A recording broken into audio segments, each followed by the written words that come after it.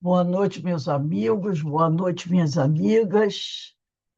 Aqui em Petrópolis está muito, muito frio. Aqui onde eu moro está fazendo 11 graus, aqui perto da serra, né, perto da rodoviária. Nossa, mãe do céu, está muito frio mesmo. Coisa não está fácil, não. Está muito frio aí, Denise?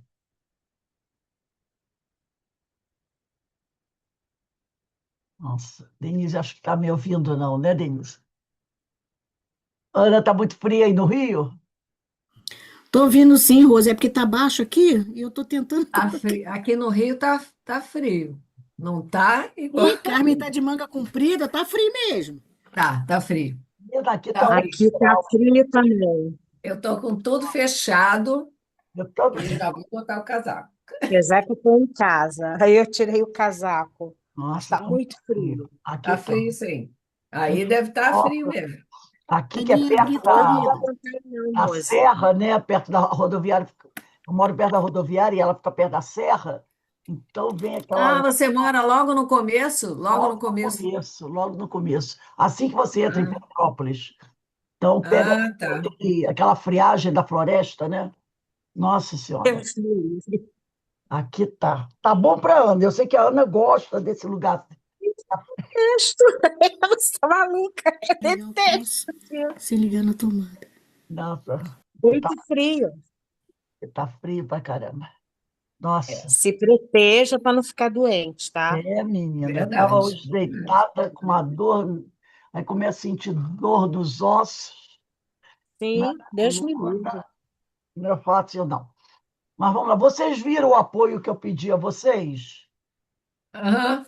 Eu Você coloquei, já tinha pedido semana passada, né? semana passada, aí eu coloquei o Palavras de Vida Eterna, né? Capítulo Aham. 54. Aí eu começo a ter também alergia por causa do frio, mas vamos lá, estamos começar aqui nossa aula. Será que o pessoal não se acostumou ainda com o horário novo? E o pessoal pediu semana passada para mudar e eu passei para 19h20, né? 7h20 da noite, 20 minutos mais cedo. Que aí dá um intervalo maior entre o estudo e Ficou a. muito bom, Rose. Oi? Ficou bom. Ficou melhor, né? E aí, Eu também radiação. acho, também acho. É. Então Eu vamos, Fechou. cheguei da aula e tô aqui. aqui, ó. Muito bom. Então É. vamos iniciar aqui a nossa reunião, agradecendo a Deus, agradecendo a Jesus pela oportunidade que o Pai nos concede de estarmos reunidos aqui para estudar esse evangelho abençoado, pedindo a Deus que nos abençoe, que nos fortaleça, que nos ampare, que nós possamos continuar nossa caminhada, procurando crescer, melhorar cada vez mais. E pedimos sempre a Deus que abençoe e proteja aqueles nossos irmãos que se encontram em sofrimento, são muitos, né? São muitos. E principalmente nossos irmãos venezuelanos, né? Estão passando por aqueles momentos tão difíceis. Que o Senhor tenha piedade desses nossos irmãos tão sofredores e que nós possamos sempre colaborar com as nossas orações para fortalecer esses irmãos que estão passando por esse momento tão difícil. Que o Senhor nos abençoe, que o Senhor nos fortaleça. Graças a Deus. Deixa eu tomar aqui um remedinho.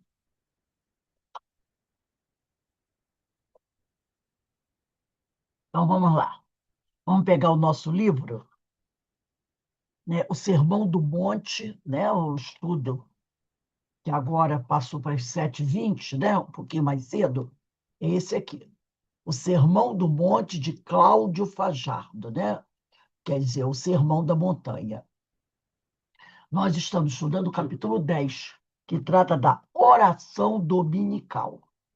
E hoje nós vamos começar no trecho que diz: O pão nosso de cada dia dá-nos hoje, né? O pão nosso de cada dia dá-nos hoje.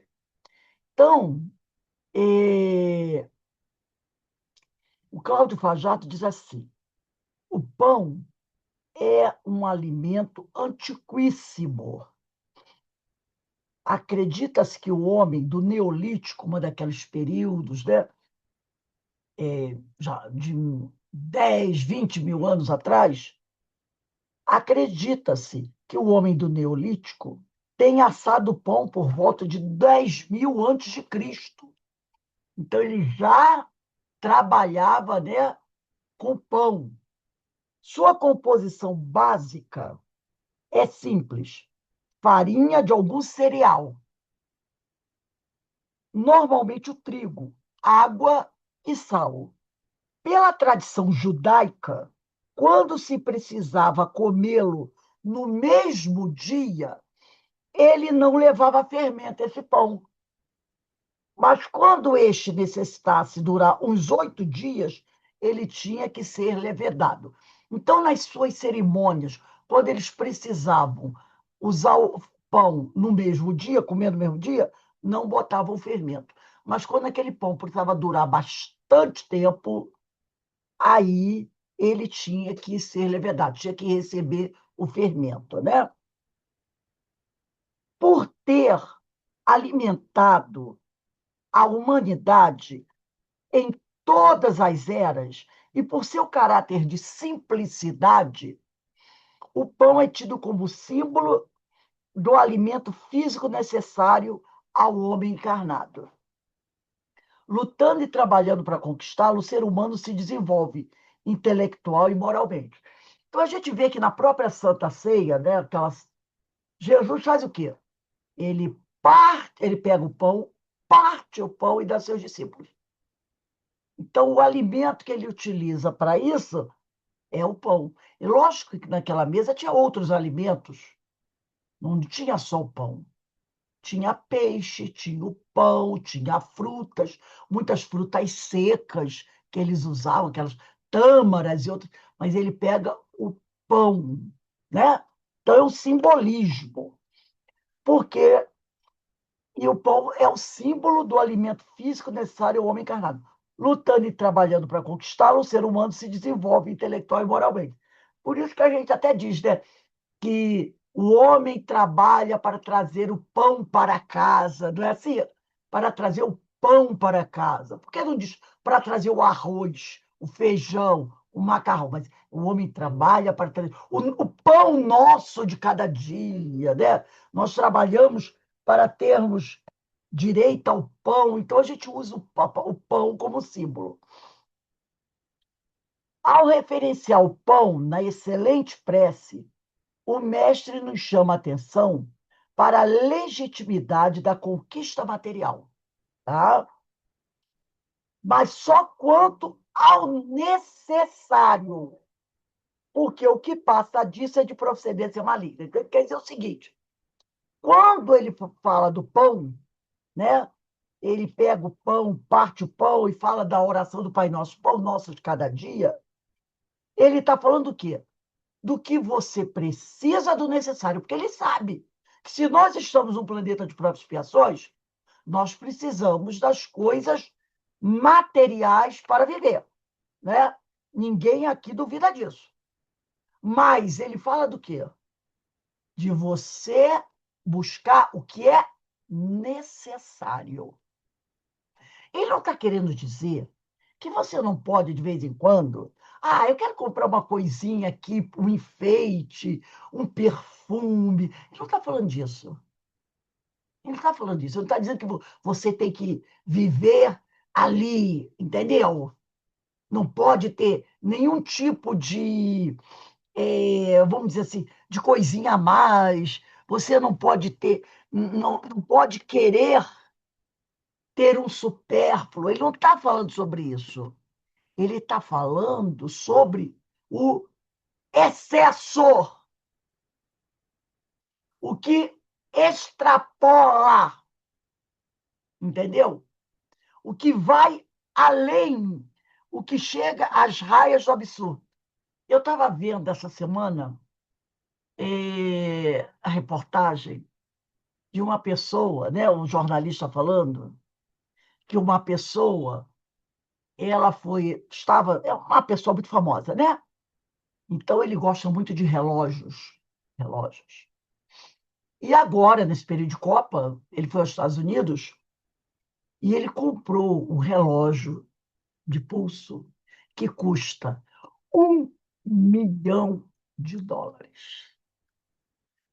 E na moeda brasileira, daria em torno de 5,500 milhões de reais. Entendeu? Aí, se a gente parasse para pensar assim,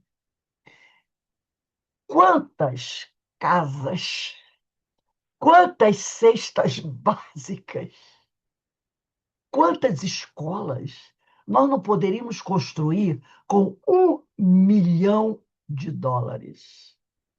Não é? Então, é só a gente pensar num município desse aí do Nordeste, né? Que a gente sabe que é tão carente. Quantas casas não poderia se erguer com US$ 1 milhão? E detalhe, pelo que se dá para entender, essa criatura, ela não tem apenas esse. Esse é um dos muitos que ele já comprou. Entendeu? Que ele já comprou. Esse foi só mais como é que o pessoal diz assim? Um mimo. Mais um dos mimos que ele comprou. Assim. US$ 1 milhão, um relógio. Então, é disso que Jesus está falando. Não estou dizendo que a criatura é o mau caráter, não. Só estou dizendo que é uma coisa que a gente percebe que não tem. Também teve outra essa semana que foi preso. Ele tinha para mais de 15 relógios. O mais barato custava em torno de R$ 40 mil. O mais caro estava em torno de uns R$ 300 mil. Coleções. Então a gente percebe, entendeu? Então ele não está falando de você entrar numa loja de repente. Eu achei aquele vestido lindo, vou comprar. E o vestido é um pouquinho mais caro. Não, não é disso que ele está falando. Você tem o direito. Se você trabalha, você tem o direito. Mas é daquilo que extrapola o racional. Extrapola o racional. Eu estava vendo hoje também aqui, eu recebi no e-mail, não, no WhatsApp, um hotel no Catar. Gente, se você vê, ele tem uma forma assim, sabe? Meia-lua, só que virada assim, com uma taça virada assim. Com decoração a ouro por dentro, uma coisa que você fica olhando, sabe? Sai uma ostentação tanta, tanta, tanta, que te choca. Sendo que aquele país, tudo bem, tem muita gente rica, mas a população é pobre. A população é pobre. Tem um grande número de milionários, mas a população mesmo tem uma área pobre, que um hotel daquele conseguiria, pelo menos, resolver metade do problema daquela população pobre. E os líderes fazem aquele hotel para receber milionários estrangeiros. Sabe? Então você fica olhando, é disso que ele está falando aqui, entendeu? Ao referenciar o pão na excelente prece, o pão nosso de cada dia, está falando da prece do Pai Nosso, o mestre nos chama a atenção para a legitimidade da conquista material. Você tem o direito de fazer a sua conquista material, mas só quanto ao necessário, o teu necessário. E nesse necessário, tá essas coisinhas que você às vezes quer comprar, um perfume a mais, uma bolsa, não tem problema. Porque o que passa disso, e eu estou falando o que passa disso, é esse, foge do racional. É de procedência maligna. Porque você está... Gente, quando eu vi o preço, eu falei, meu Deus, quantas casas! Casas simples para famílias pobres você poderia construir com US$ 1 bilhão, não é? Entretanto, mostra-nos a necessidade de trabalharmos para a conquista do pão que alimenta o espírito, do seu nascimento em uma manjedoura, que é o local onde se põe comida para os animais na estrebaria, depreende-se significativa lição. Se quisermos deixar para trás a animalidade que nos é peculiar, transformando-a na conquista da angelitude, devemos tê-lo como alimento essencial, o pão. E na sequência de seus ensinamentos, ele confirma isso, né? Eu sou o pão da vida. Aquele que vem a mim não terá fome, e quem crê em mim nunca terá sede, né? Então, esse tê-lo quer dizer a Jesus, né? A Jesus, como o pão da vida. Eu sou o pão da vida. Porque, através dos seus ensinos, nós ficamos espiritualmente alimentados, não é? Espiritualmente alimentados. Aquele que vem a mim não terá fome. E quem crê em mim nunca terá sede.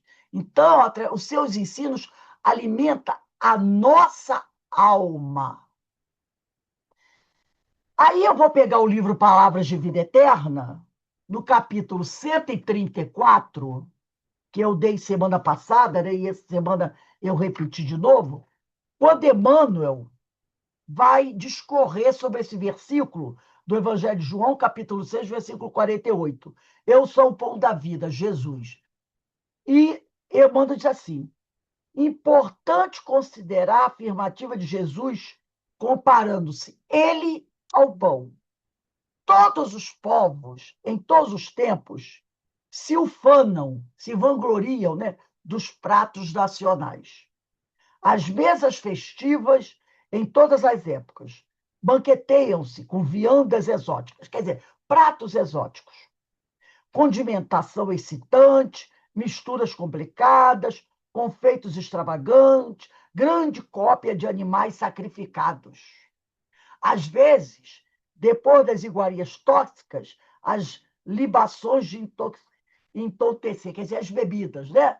Que acompanhando jantares como esse, tem as bebidas, né? O vinho, a cerveja e outro por aí vai. O pão, no entanto, é o alimento popular, ainda mesmo quando varia nos ingredientes que o compõem e nos métodos de confecção em que se configura.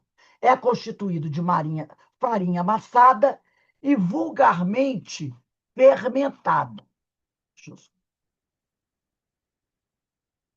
E vulgarmente fermentada. E que depois de submetida ao calor do forno, se transforma em fator do sustento mundial. Sempre o mesmo na avenida ou na favela, na escola ou no hospital. Se lhe adiciona outra espécie de quitute, recheio, né? Entre duas fatias, deixa de ser pão. É sanduíche. Um presunto, mortadela, né? Um queijo. Se lançado a formação de acepip quer dizer petisco ou aperitivos, que o absorva, naturalmente desaparece. O pão é invariavelmente pão. Quando alguém te envolva no confete da lisonja, eu gosto dessas expressões do Emmanuel. Quando alguém te envolva no confete da lisonja, insuflando-te vaidade, não te deis a superestimação dos próprios valores. Não te acredites em condições excepcionais e nem te situes acima dos outros. Abraça dos deveres diários o caminho da ascensão, recordando que Jesus, o enviado divino e governador espiritual da terra, não achou para si mesmo outra imagem mais nobre, mais alta que a do pão puro e simples, né? Então Jesus se comparou ao pão. Na simplicidade do pão, né? Um pão simples, mas que traz o quê? O alimento, que serve como alimento. Então, ele se comparou ao pão, foi buscar no alimento mais simples, né? Para comparar a ele mesmo. Vamos voltar aqui ao nosso livro. Então, ele pede isso, que a gente seja simples.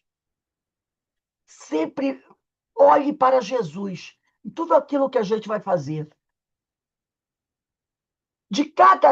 Aí, o pão nosso de cada dia dá-nos hoje. A evolução é conquista diária. É momento a momento, a cada dia, que assimilamos e fixamos em nós as virtudes que nos levam à perfeição.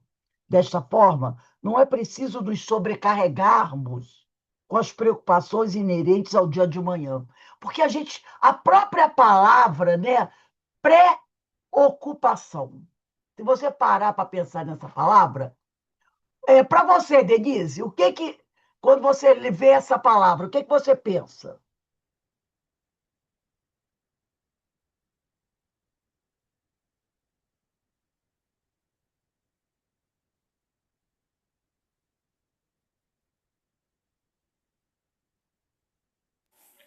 Se ocupar com uma coisa antes que ela aconteça. Exatamente. Então, é a preocupação. Você está se ocupando de algo que ainda não aconteceu. Por isso que é preocupação, é pré-ocupação. Então, ele diz aqui,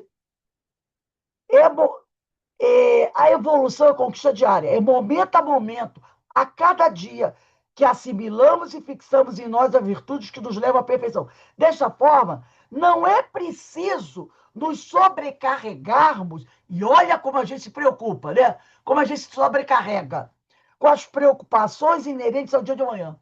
O tempo para o Criador não passa, ele simplesmente é. O passado é lição aprendida, é experiência adquirida. O futuro não existe. O futuro não existe. O nosso futuro não existe. O hoje é a realidade. É o instante exato de agirmos na seleção dos valores e atitudes que nos elevarão à condição de pura espiritualidade. É o pão nosso de cada dia dá-nos hoje. Então, o nosso trabalho tem que ser feito agora, hoje, nesse momento. Ô, Rose, Oi, fale, Joana. esse pedacinho todo aqui foi sempre a minha grande dificuldade, que hoje eu posso dizer que eu estou 70% melhor, sempre me preocupando com o dia de amanhã, sem saber nem se eu estou viva amanhã. Eu lutei a minha vida toda, não sei se foi porque a gente é criada com dificuldade, vendo pai, mãe, sempre com aquela preocupação do amanhã. Então, isso ficou incutido. Menina, é uma luta diária. Hoje eu estou melhor, mas era uma coisa que chegava a ser doentia, de não comprar uma coisa, porque pode ser que aquele dinheiro vai precisar para daqui a 3 dias. Chegava a ser uma coisa assim, meio perturbada mesmo, entendeu? Mas com a doutrina, com os estudos, eu fui melhorando, mas ainda não estou 100%. Mas a gente vive muito assim, porque o futuro não existe. Ele só vai existir dependendo do que você trabalhar hoje. Então, às vezes você fica preocupado com o amanhã e deixa de agir o agora, de fazer o agora. É o agora que vai construir o futuro. E a gente age como se ele já estivesse lá, esperando a gente na esquina. E ele não está. E ele vai dizer aqui, né? O pão nosso de cada dia dá-nos hoje. Então, hoje eu tenho que fazer as coisas. Hoje eu tenho que trabalhar. Hoje eu tenho que buscar me melhorar. Hoje. Aí sim, as coisas vão acontecendo. Mas a gente vive muito preso, preocupado com amanhã. E não.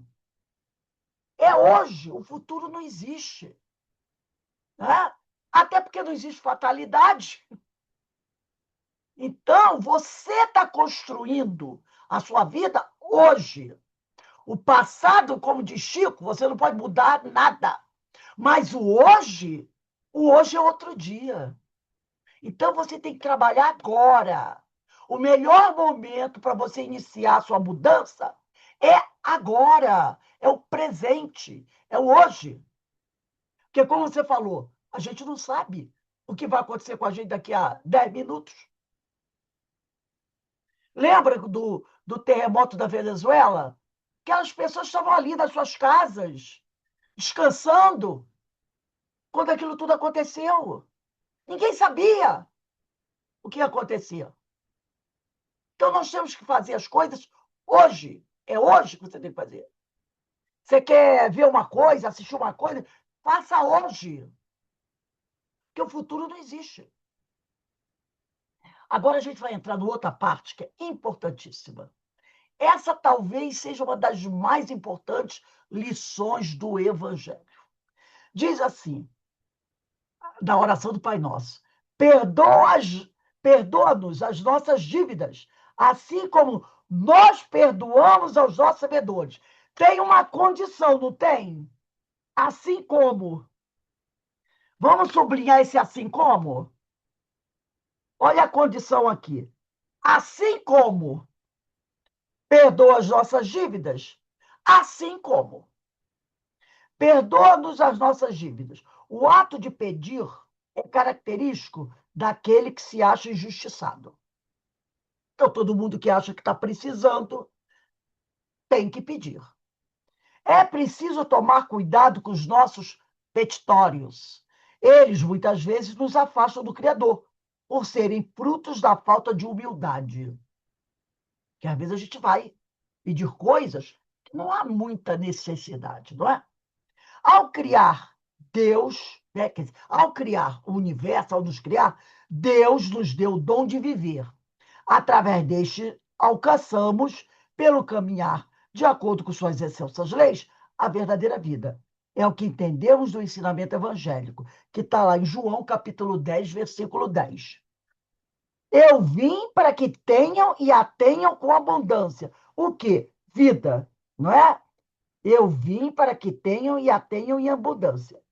Assim adquirimos com o Criador uma dívida só resgatável, no instante que deixarmos a condição de simples herdeiros, para nos tornarmos co-criadores em plano maior. Então, a gente vai pedindo. E Jesus me falou, né? Peça que o Pai lhes dará. Bata que a porta vos abrirá. Mas a gente tem que ter bom senso no pedir. Mas quem pede vai acumulando suas dívidas, não vai? Agora, nós só teremos pago essa dívida quando nós nos tornarmos espíritos superiores, espíritos puros, celestes, né? Co-criadores em plano maior. Porque, por enquanto, nós somos co-criadores em plano menor. Seguindo o caminho, muitas vezes, atraído pela porta larga, que a gente, porque a porta larga é aquela que brilha, tem luzinha, toca até música, né? Seguindo o caminho, muitas vezes atraído pela porta larga, das facilidades, estruturamos um ser egoísta, orgulhoso e intransigente, capaz de tudo fazer em favor da felicidade imediata. E a gente vê isso, não vê? Inúmeras pessoas que são capazes de tudo, e até um pouco mais, para conseguir aquele instante, aquela felicidade imediata. Saindo do natural, ferimos a lei, contraindo novas dívidas, não onerando ninguém a não ser nós mesmos. Até falamos isso semana passada, né? A pessoa, para conseguir esse momento de felicidade, essa felicidade que ele almeja, que ele acha que é a tal felicidade, ele se compromete de forma absurda, contraindo novas dívidas, não onerando a ninguém a ser nós mesmos.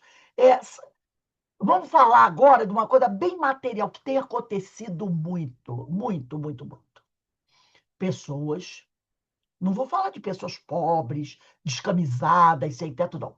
Pessoas que, bem colocadas na vida profissionalmente, ganhando salários, bons salários. Quando eu digo bom salário, eu digo assim, em torno de 8, 10, 12, 15 mil reais. Na situação do Brasil, não é um bom salário? Eu acho que é. E que estão se comprometendo com dívidas de jogo, essas bets. Pessoas que estão... que é aquela coisa, né?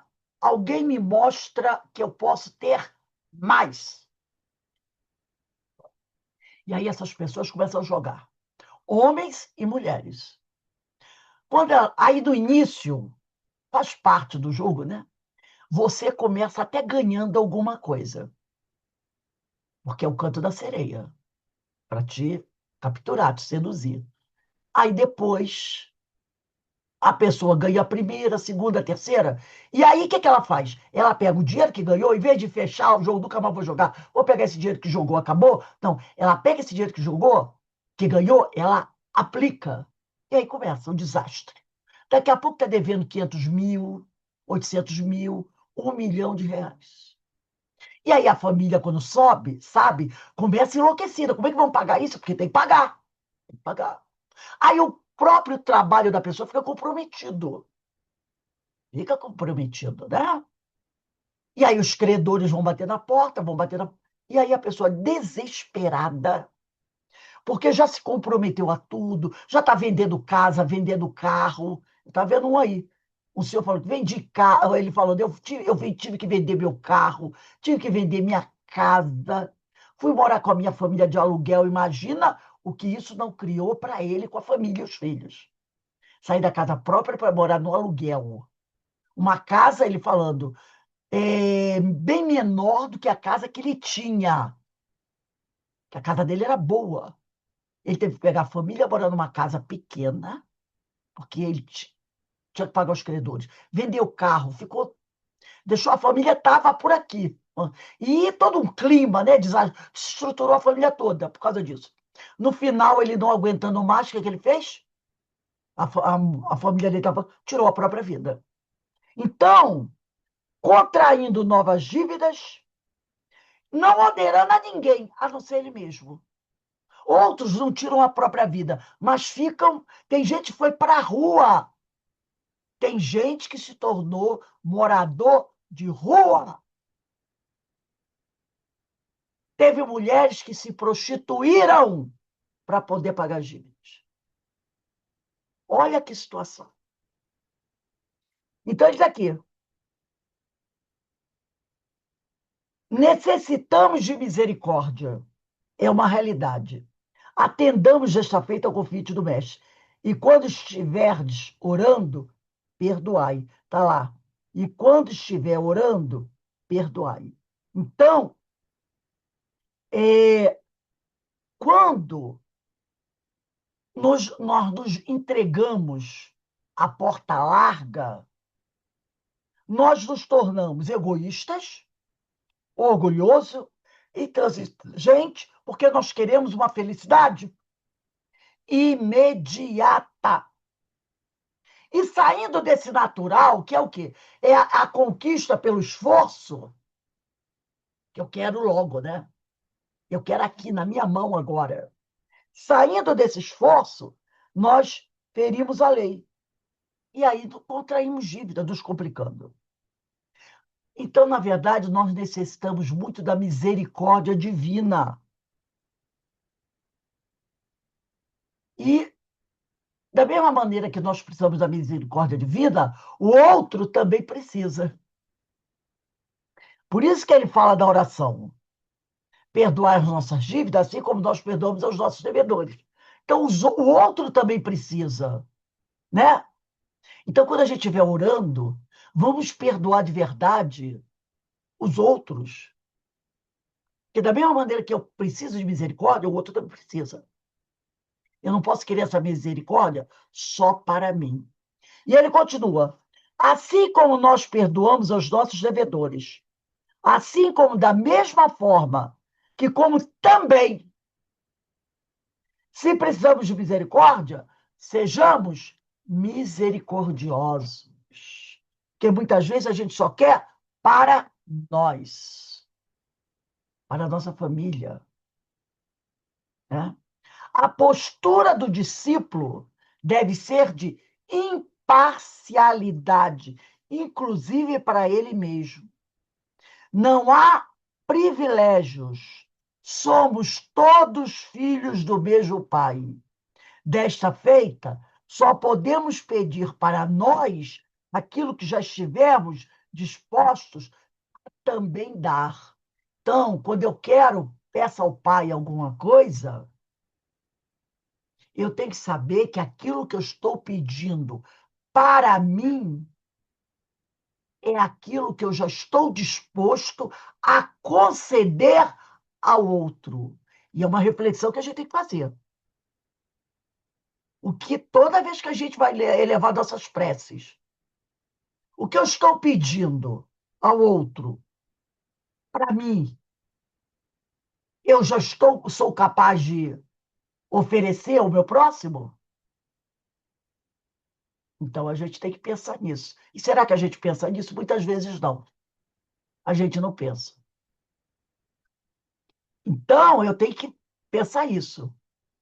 O que eu estou pedindo a Deus é aquilo que eu só sou capaz de conceder, de oferecer para o outro? Perdoar, muito mais que esquecer, é olvidar a sombra buscando a luz. É, aqui, apagar a sombra, a se afastar da sombra, né? Então, é olvidar a sombra, buscando a luz. Perdoar, muito mais que esquecer. É se afastar da sombra, né? O olvidar aqui, olvidar normalmente, é uma palavra que lembra o esquecer, né? Mas aqui é o afastar. Afastar a sombra, buscando a luz. Aquele que perdoa realmente precisa. Aquele que perdoa realmente, e não de boca, né? Aquele que perdoa realmente precisa mover e remover pesados fardos de outras eras dentro de si mesmo. Então, porque a gente fala muito, não, eu perdoo vocês, eu não vou, não tem problema nenhum. Mas passa um tempo aqui e ali, se a gente lembra do fato, às vezes vem aquela sensação, né, de revolta com aquela pessoa que fez isso com a gente. O que é isso? Aí você diz, poxa vida, eu pensei que tinha perdoado, mas eu ainda estou com isso dentro de mim. Por quê? Porque, como ele diz aqui, nós temos dentro de nós muitos fardos de outras eras que se acumularam dentro de nós. Por isso que o perdoar não é fácil. Não é simplesmente assim. Durante muitas eras, a gente acumulou mágoas, raivas. Então, não é assim que você vai facilmente perdoar. Você até diz, do fundo do meu coração, sinceramente, eu perdoo você. Mas daqui a pouco, passado um tempo, se aquela criatura faz qualquer coisinha, você até pensa assim, tá vendo? Eu perdoei. E olha aí. É igual aquela pessoa que eu me lembrei agora, sabe de quem? Da Dani, que falou do enxoval de bebê que ela deu para a amiga. Né? Ah, a moça estava precisando do enxoval, eu tinha o enxoval da minha filha, lindo, dei para ela, com todo amor e devoção. Dali um tempo eu vi ela vendendo o enxoval que eu dei para ela no Facebook. E ela ficou, entendeu? Se ela deu com todo amor e devoção o enxoval, por que ela sentiu aquilo? Que realmente não foi tanto amor e devoção. Porque se você deu, você deu. Sabe-se lá se aquela mulher não estava precisando de alimentos dentro de casa? E ela conseguiu, de repente, doação de alguém que deu uma coisinha mais simples para ela, ou até uma coisa igual a ela, é o que ela Ai, recebeu. Rose, mas ela devia de ser sincera, né? Ou Mas ela por quê? pedia para comer e Não, pedia um enxoval e vender. ela estava Ainda precisando do botar enxoval. no público, não foi nem Mas olha só, escondidinho. Ah, pelo não, amor mas de o Deus. problema, Ana, não é Eu o problema não entendi, está em é o quem vendeu. desprendimento, né? O Mas, problema está pô, em nós que demos. sim, eu Você entendi. deu. A outra pode fazer o que ela quiser com o que ela deu. De Sim, repente, a outra, olha só, podia ser uma mulher muito pobre, que ela está precisando realmente de enxoval, que ela teve um bebê. De repente, é, ela tem que- recebeu muito enxoval, muita roupinha. E aí, o que ela fez? Estou passando necessidade. Vou pegar uma parte desse enxoval que eu recebi, e quem me deu, eu não vai querer de volta? Vou vender. Então, foi o que. Aí ela ficou chateada, foi na casa espírita, né? E o homem espiritual disse para ela: Ué, mas você não deu? Você deu. Acabou. Não é mais seu. É da pessoa que recebeu.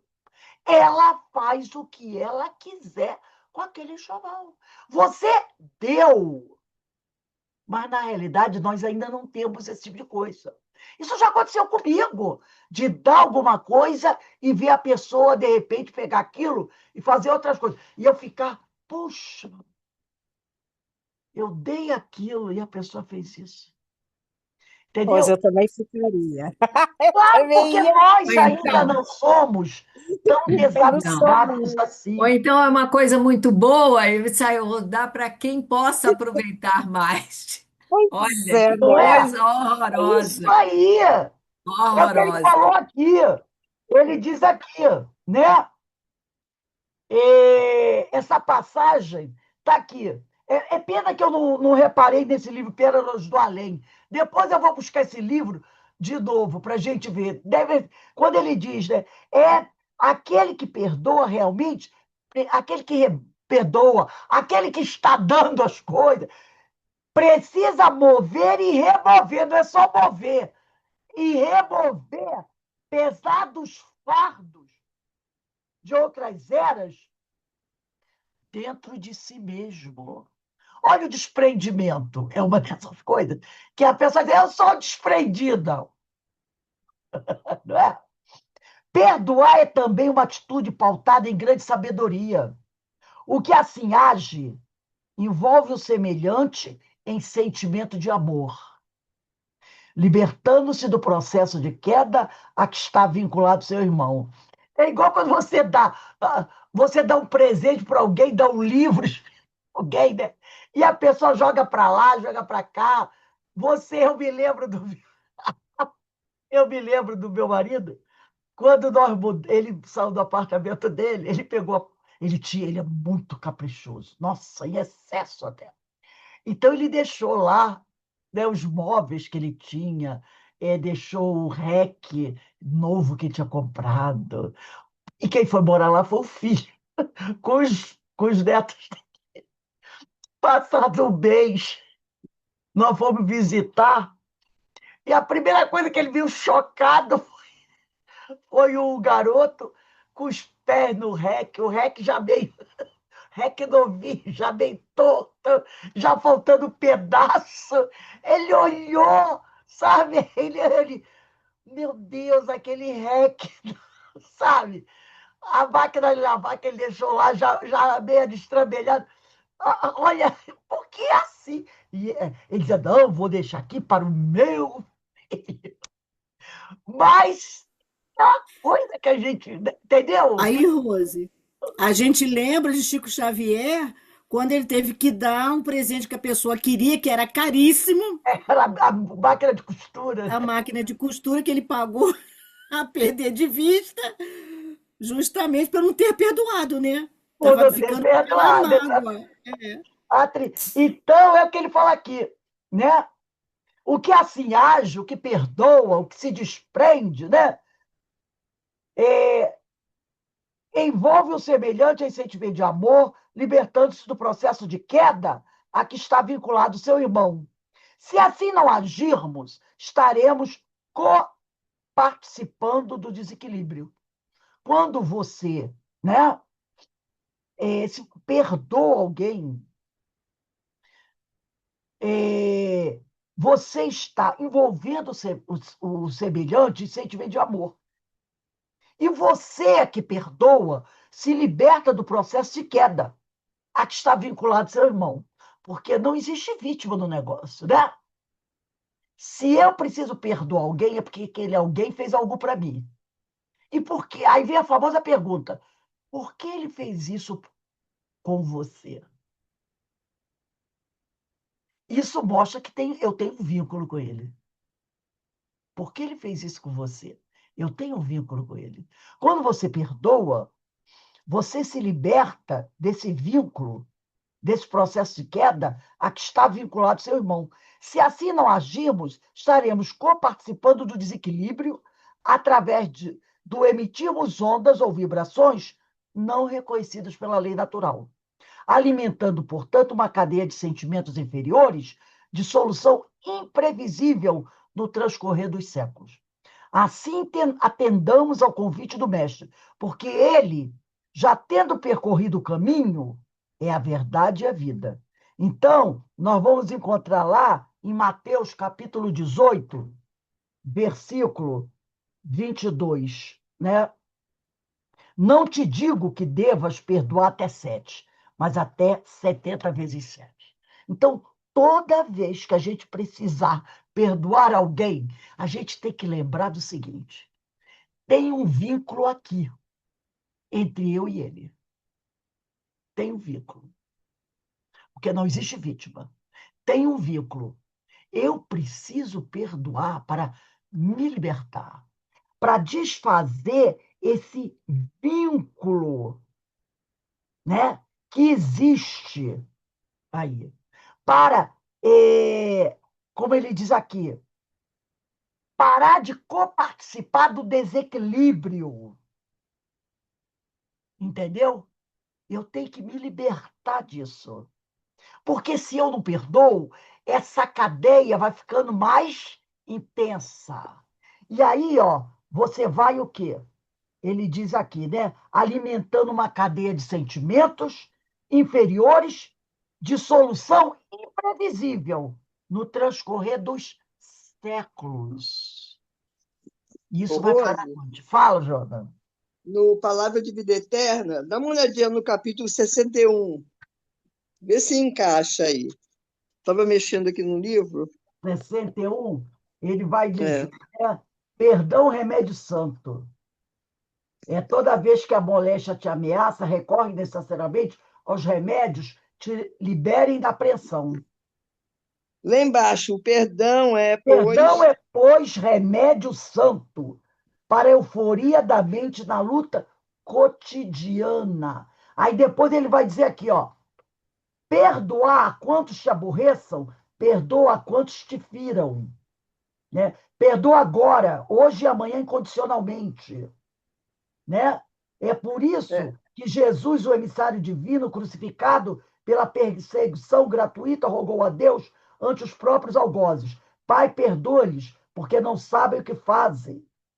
Então, o perdão, e também ele disse aqui um pouquinho antes, recorda que todas as criaturas trazem consigo as imperfeições e fraquezas que lhes são peculiares, tanto quanto ainda desajustados, trazemos também as nossas. Então eu preciso perdoar, porque eu também trago as minhas fraquezas, os meus desajustes. Não é? Como é que eu vou? Então, isso aqui está no capítulo 61 do livro Palavras de Vida Eterna. Perdão, remédio santo. Como é que eu vou querer esse perdão se eu não estou pronto a dar o perdão.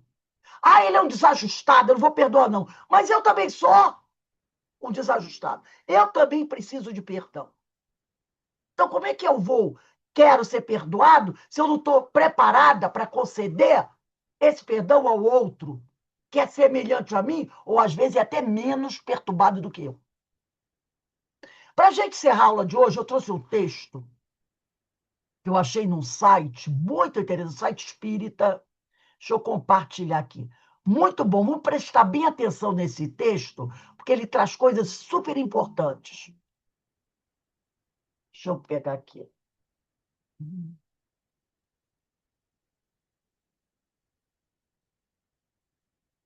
Vocês estão vendo? O perdão, Carmen, Denise, vocês estão vendo? Isso. Eu estou O, vendo. Estamos per- sim, o sim. perdão, olha Sim. só, o perdão. Felizes são os que possuem a fortuna do perdão, para distender largamente, sem parcimônia. Sem parcimônia quer dizer sem economia. Então, olha só, felizes são os que possuem a fortuna do perdão para distender largamente, sem parcimônia. Quer dizer, aquela coisa, não, eu vou perdoar A, mas não vou perdoar B. Esse é o econômico. Ele fala, é o econômico, né? É o seletivo. Quem falou isso foi Joana de Ângeles. Ela disse, você não pode ser É sim, seletivo, seletivo. né? Você tem que ser aquele mão aberta para o perdão, Democrático. né? Você tem que ser mão aberta, democrático, né? Democrático. É isso mesmo, É democrático. democrático, é como diz a Joana. Felizes são os que possuem a fortuna do perdão para distender, oferecer largamente, sem parcimônia, sem economia. O perdoado é alguém em débito. O que perdoou é espírito em lucro. Linda essa mensagem, Joana, né? Está no livro Florações Evangélicas. A sociedade, aqui é o autor desse texto, não é a Joana que vai falar. Isso foi o editorial de um site que no final tem o nome dele, que é um site muito bom. A sociedade pede justiça face ao mal realizado. E Jesus diz que se perdoe os inimigos. Está lá em Mateus, capítulo 6, versículos 14 e 15. Como proceder? A resposta é simples. A César o que é de César e a Deus o que é de Deus. Deixemos que a justiça terrena faça o seu curso, porque nós temos aqui na terra uma justiça. Mas aprendamos a perdoar os causadores da dor, atendendo às leis de Deus. Porque aqui nós temos uma justiça, né? A polícia prende, a justiça julga, se for necessário, o cidadão é afastado da sociedade. Nós não temos que ir lá, vamos lá, vamos fazer justiça. Deixemos que a justiça terrena faça seu curso. Mas aprendamos a perdoar os causadores da dor, atendendo às leis de Deus. Nas suas, na verdade, quem assim fizer é o primeiro beneficiado, pois além de não se nivelar o erro do adversário, liberta as suas tensões, tornando-se ainda mais livre. Isso não é apenas um ensinamento moral, pois também é um procedimento científico de terapêutica infalível. Saber perdoar é saber libertar-se. É ter instrumentos que asseguram saúde física, psíquica e equilíbrio moral. Porque aquelas pessoas que guardam raiva das outras, que não perdoam nunca, a primeira coisa que começa a se destrambelhar nela é a saúde. Não é? Tem pessoas que até adquirem certos cânceres, tipos de câncer aí, por causa dessa raiva que guarda, dessa mágoa. Não é? Então, há um desequilíbrio moral, problemas psíquicos graves e acaba estourando tudo aonde? No corpo físico. Então, quem se perdoa se liberta e conquista saúde física, psíquica e equilíbrio moral. Isso que está falando aqui, a ciência já constatou. A ciência que constatou que a mágoa provoca muitas doenças.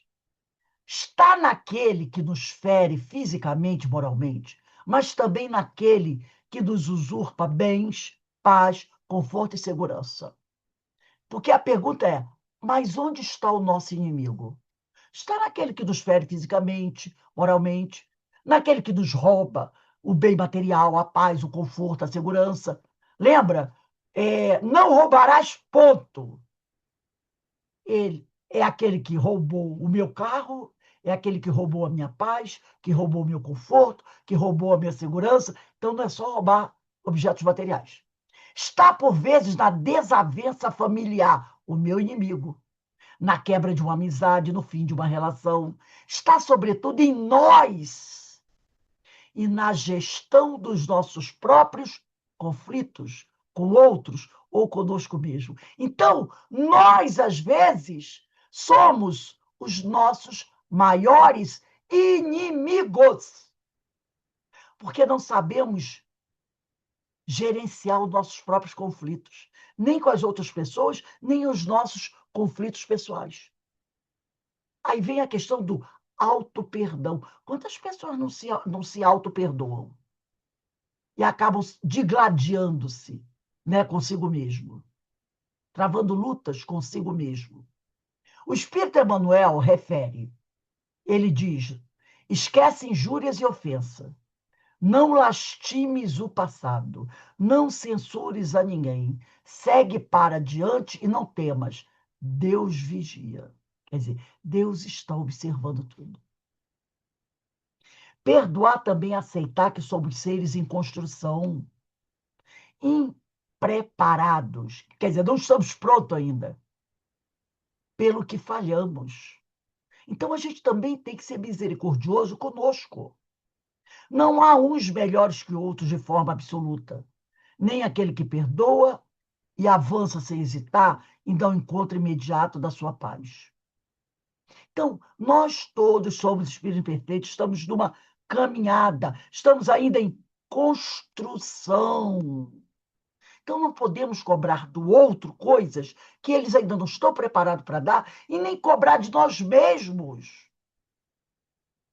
Paulo de Tarso referia que todos os que tentam renovar-se e melhorar-se interiormente de forma mais profunda passam por um tempo de maior inquietude e insegurança íntima.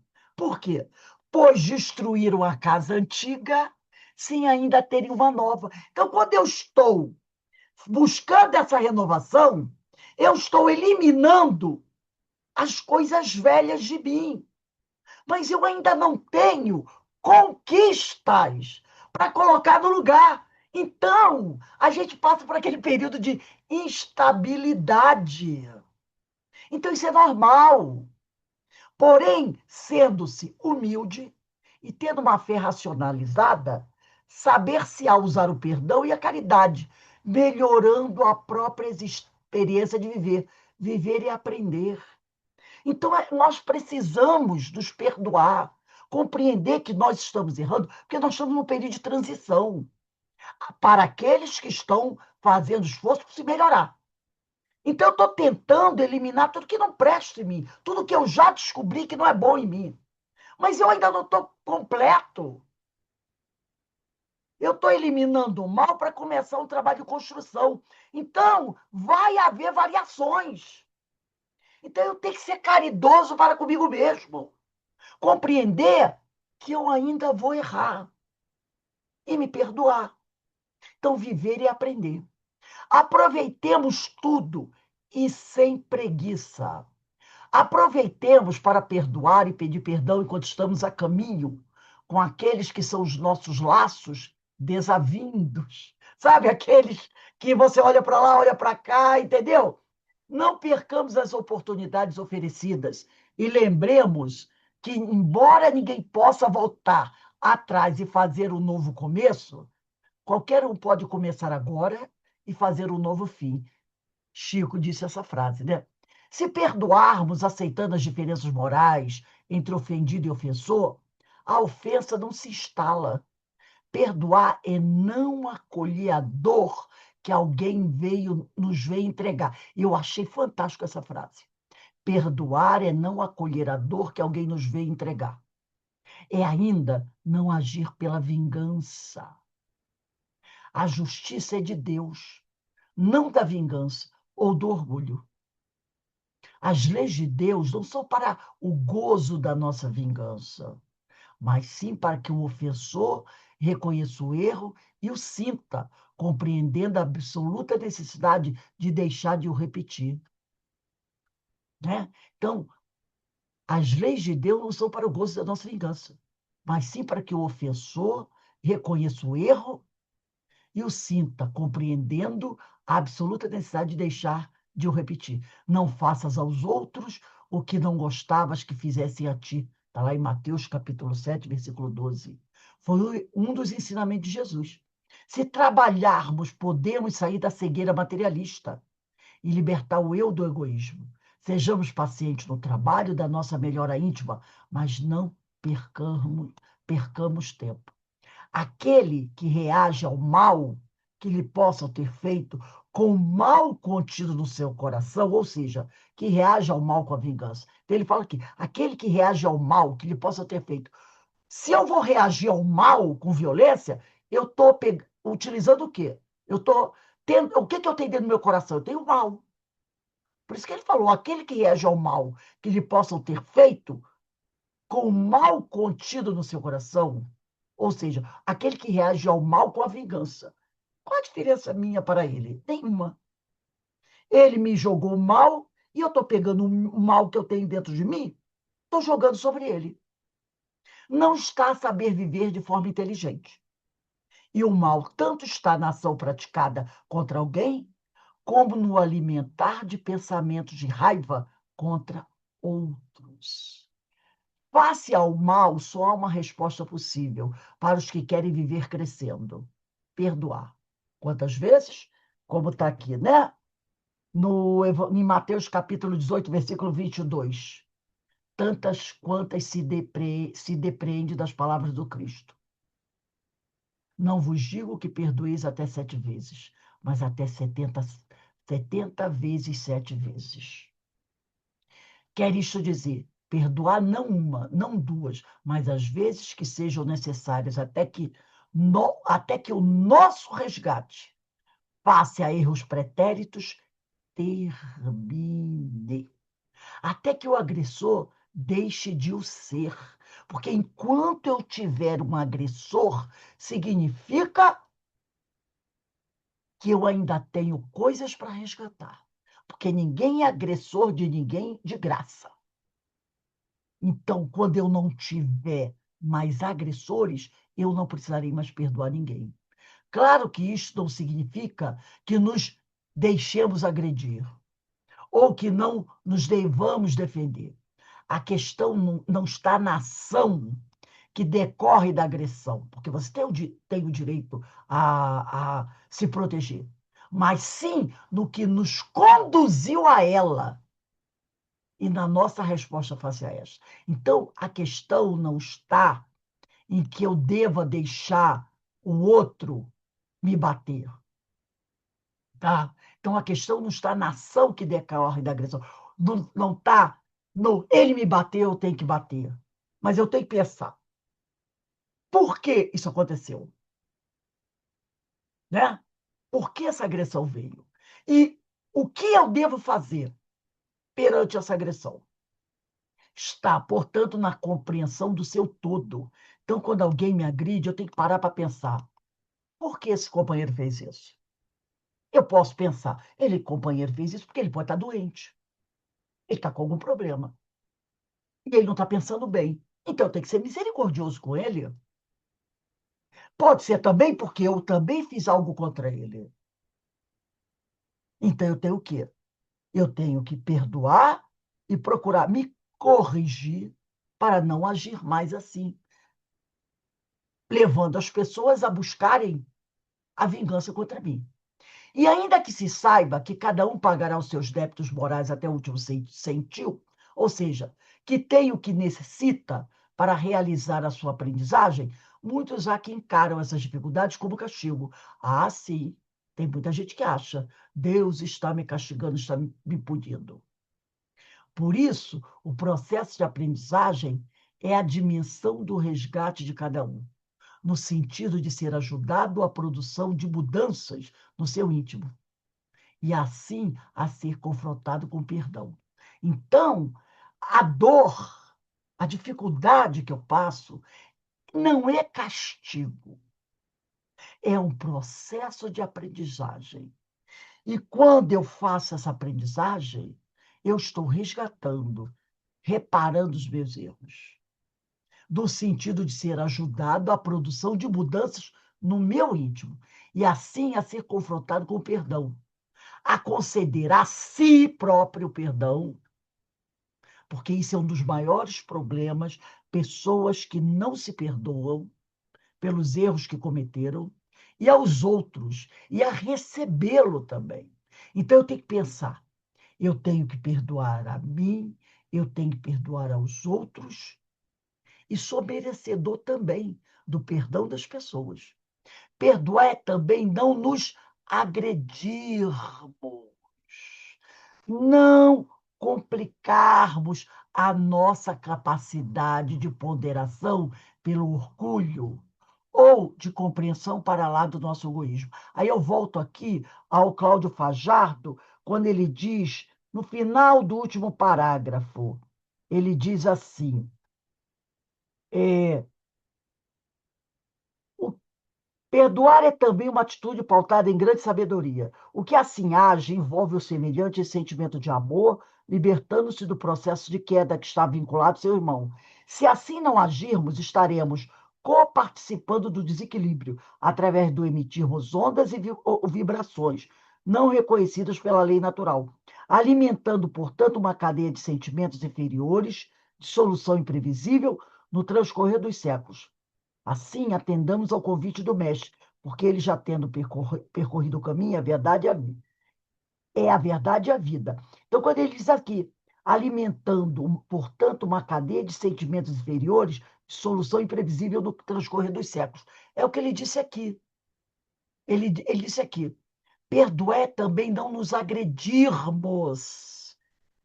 Porque, às vezes, a pessoa vai alimentando uma cadeia de sentimentos inferiores de solução previsível do decorrer dos séculos. Então, ele está se agredindo, está se complicando pelo orgulho da. Aí ele diz aqui, ó, para não complicarmos a nossa capacidade de ponderação pelo orgulho. Ah, eu não vou perdoar. Afinal de contas, eu não tenho sangue de barata. Ou de compreensão para lá do nosso egoísmo. Por isso, face ao bem ou face ao mal, cada um tem o que precisa. Deus nunca se equivoca, nem negligencia ninguém, e nunca dá um fardo mais pesado que os ombros podem carregar. A misericórdia é o complemento da brandura, porquanto aquele que não for misericordioso não poderá ser brando e pacífico. Ela consiste no esquecimento e no perdão das ofensas. Está lá no Evangelho, capítulo 10, item 4. Por seu turno, a preguiça de aprender. Opa. Por seu turno, a preguiça de aprender ou a mera vaidade intelectual podem ser poderosos obstáculos à compreensão do perdão. É uma compreensão que não pode ser intelectualizada, pois tem de ser percepcionada, isto é, compreendida e captada pela alma. O estudo continuado e o trabalho da mudança interior, associado ao esforço para nos tornarmos observadores de nós próprios e não do outro, são fatores contribuintes para a melhora íntima, logo para desenvolver a capacidade de amar ao próximo, fazendo cabal uso da razão. Isso terá implicações, inclusive na nossa capacidade de resolução de problemas, sejam eles no lar, no trabalho ou nas áreas de criação científica, artística ou criativa. Ao evoluirmos a nossa inteligência sensível, estamos a caminhar para um ser integral mais completo. O amor é, pois, a melhor das porções para o perdão ao agressor. O ajude a sarar a ferida que lhe possamos ter aberto por causas iniciadas no passado mais ou menos distante, pois o agressor já foi agredido. A ferida aberta tem no agora a oportunidade de cura. O mal que nos chega, podendo ser uma consequência das nossas obras do passado, é também resultado do que fazemos e da forma como pensamos o presente. Mas como o amor tudo vence, ter amor é ter poder de resolução da dor e do conflito. Estejamos atentos quanto à ofensa magoar fundo.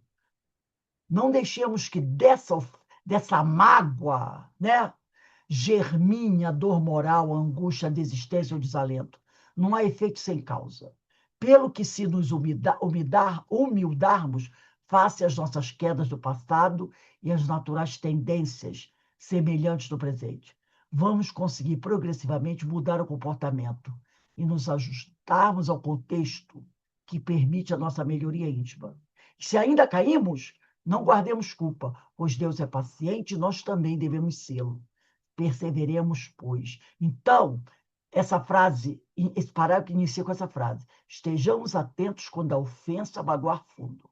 Não deixemos que dessa ofensa, dessa mágoa, germine a dor moral, a angústia, a desistência ou o desalento.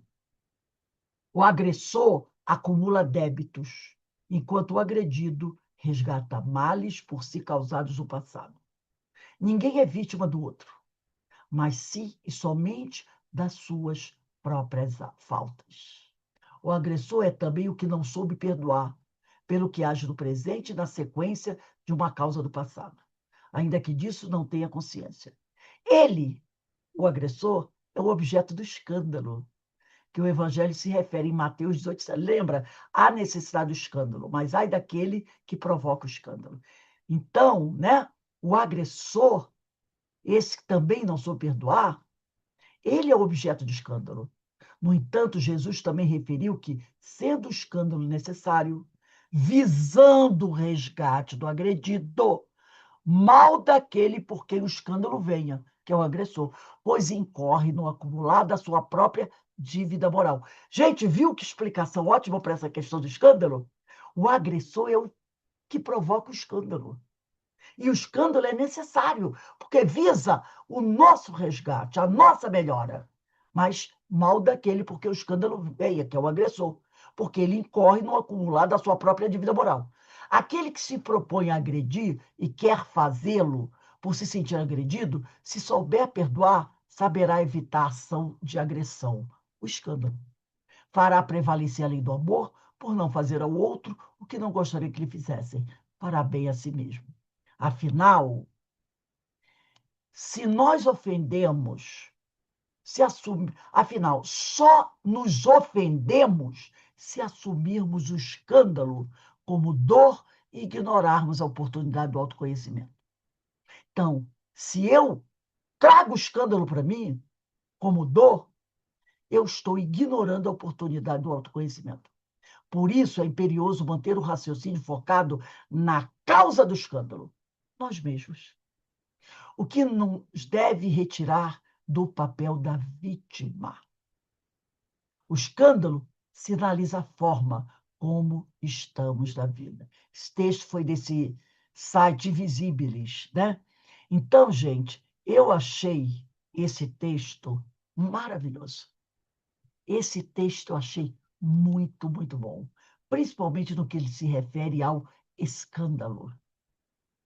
Eu ainda não tinha visto uma análise desse escândalo tão bem colocada, tão bem colocada.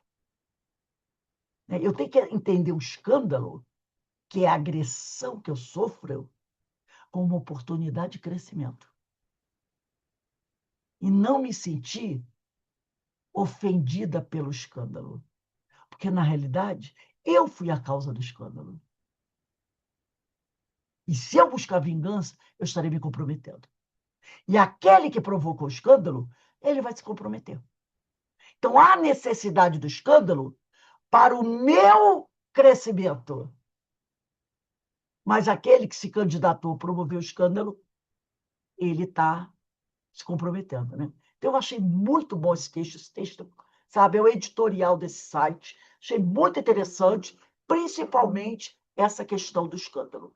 Muito bem colocada, achei muito bem colocado, né? Porque a gente fala muito do escândalo, né? Mas a gente deixa de analisar e perceber que nós fomos a causa do escândalo. Fala, Carmen. Ah, isso é muito ruim, isso aí, essa análise aí. Credo. credo. Ei, Concordo, Carmen. Eu também senti lá no chão. não é verdade? Deixa de ser, né? Bate Realmente. bem na testa. Bate bem no meio da testa.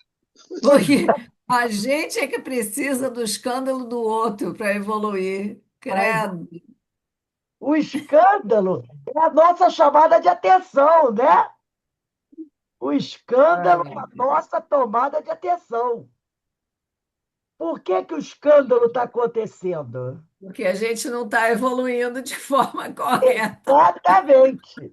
Então, o Aí, escândalo vem para nos chamar atenção, né? Eu sou a causa do escândalo. Agora, aquele que resolveu ser o patrocinador do escândalo, ele está se Também tá. comprometendo. É. Então, eu achei ótimo esse texto, até as questões que ele traça do perdão, né? Ele é bem assim, realista, né? Ele não enfeita o pavão, mostra direitinho, passo a passo, o porquê de perdoar. Passo a passo, né? Então, gente, a gente vai encerrando agora esse nosso estudo de hoje, né? Ô, Rose, Oi, eu achei maravilhoso esse texto, porque quem já passou por essa situação e superou, foi muito bom. minha amiga. E eu já passei, né? Como você falou do ressentimento, do ódio, foi um ódio que eu carreguei durante 10 anos. Eu virei uma obsessora mesmo. Até que um dia, numa palestra do CEOI, a minha ficha caiu. E no dia seguinte eu fui pedir perdão para a pessoa sem saber por que que eu estava pedindo perdão. E eu consegui limpar meu coração com isso. Que maravilha, né? Que maravilha, minha filha, que maravilha. Nunca mais, Rose, levei nada pro meu coração. Ah, é isso aí que a gente tem que fazer. É isso aí. É perfeito. Bem, gente, semana que vem, dia 15, ó. E não nos induz à tentação, mas livra-nos do mal, né? Então, realmente, o Sermão do Monte é uma chamada de atenção para todos nós, né? Para que a gente se cure de todas as mazelas, né, que a gente coloca dentro de nós. Então, vamos encerrando aqui o nosso estudo, né? Nós até passamos um pouquinho da hora, porque eu queria terminar de ler esse texto, né? Porque esse texto eu achei muito bom, mas que a gente possa refletir bastante sobre ele. Depois eu vou colocá-lo ou no site, ou para quem, eu vou dizer onde eu vou colocá-lo, quem quiser depois pegar esse texto para ler. Vai o link de onde você pegou? Vai sim, vai ter link. Depois, se vocês Tá, quiserem, vão nesse site. Esse site é muito bom tá mesmo. bom. Tem muita Ah, o coisa site. boa. É bom sim. Então, gente, vamos encerrando aqui a nossa reunião. Eu vou pedir aqui para a nossa amiga Carmen. Carmen, faz a nossa prece de agradecimento. Então, Senhor, só temos a agradecer mais esse estudo, mais essa constatação de tudo que nós precisamos melhorar, de tudo que nós precisamos aprender, de tudo que nós precisamos perdoar. Só temos a agradecer, Senhor, essa oportunidade, dessa, dessa noção que temos da vida, das dificuldades, dos nossos comprometimentos, daquilo que a gente precisa melhorar. E nós precisamos melhorar, é muito, viu? Estou achando que é muita coisa. Então, Senhor, só temos a agradecer mais essa oportunidade. Que Deus nos abençoe, abençoe nossos propósitos, esse conhecimento que cada vez nós nos apropriamos e que possamos dar essa caminhada mais firme, mais consciente, para que cheguemos lá um dia, naquele lugar que nós queremos, que é o reino dos céus. Graças a Deus. Graças a Deus. Então, vou encerrando aqui, deixa eu a gravação aqui, vou encerrar a gravação, peraí, gente.